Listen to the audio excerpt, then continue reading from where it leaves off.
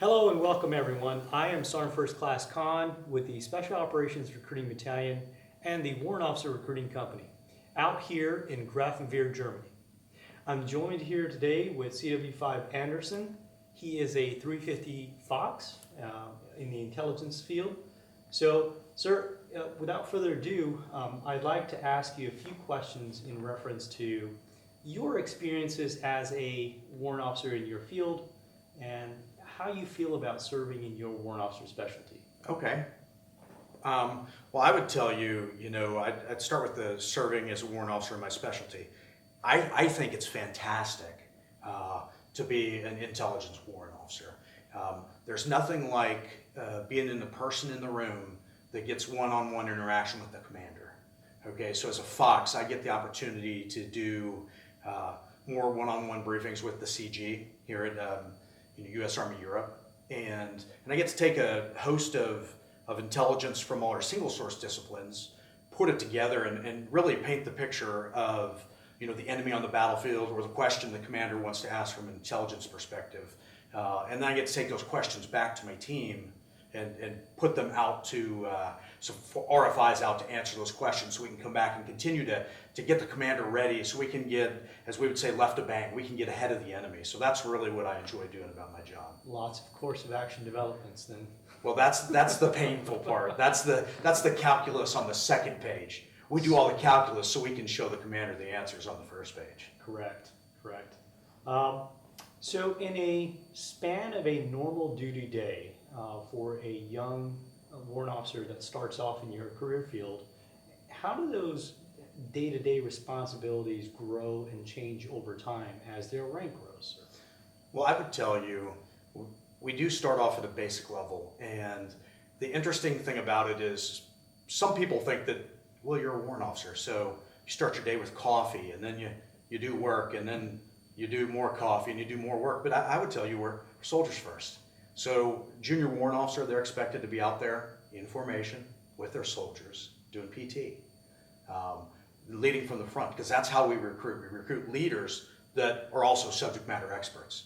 So they're out there, they're leading their troops in PT, well, with their NCOs, and they're kind of building that team. So that's the first step of being a junior warrant officer, is they have to get the team to trust them as that warrant officer.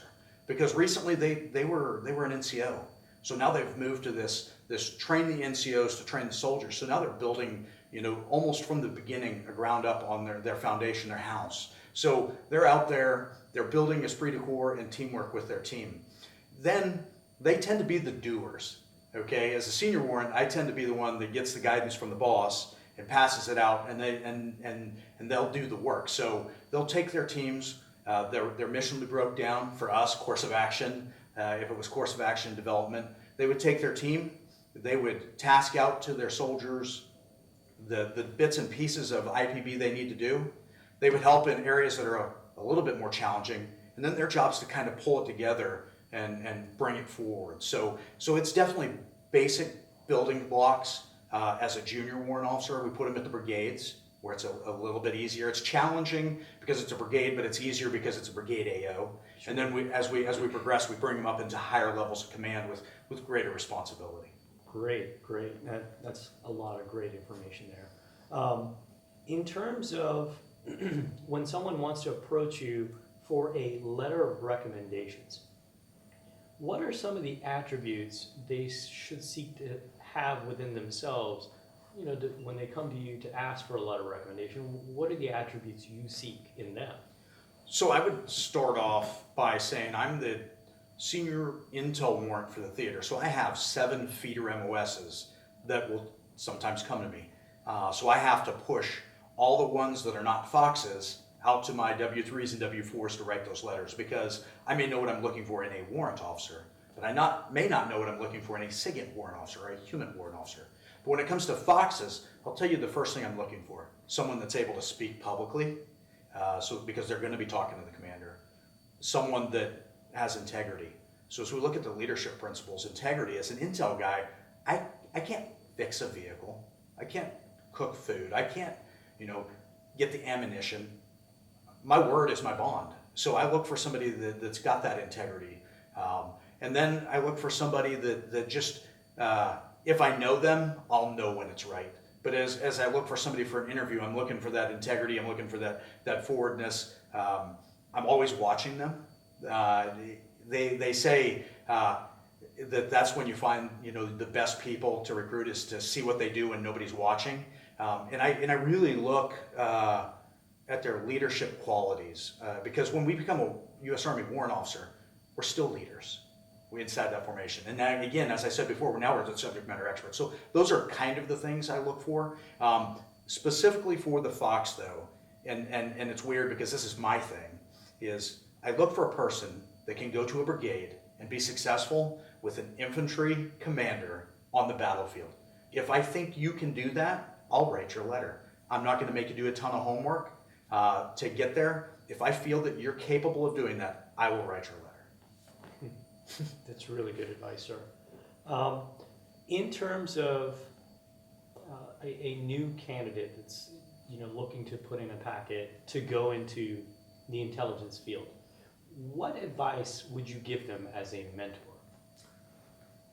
Well, I would tell you as a mentor, I would give them the advice of do your best to continue to do your job. A lot of times what we find, especially in intelligence through my 24-year career, is once they make sergeant and maybe staff sergeant, they tend to become that platoon sergeant, and they distance themselves from the intelligence.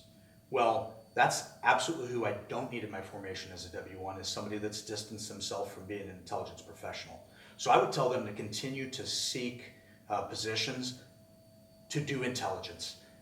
I would tell you reading is extremely important. So for them to be able to read something, not all the time, they don't have to read all these volumes of War and Peace, but they do need to be well read, and they need to continue to work on their ability to project themselves to the commander in a coherent manner. So those are a couple of the things, especially as I'm recruiting younger folks, because I will tell you something one of my mentors told me.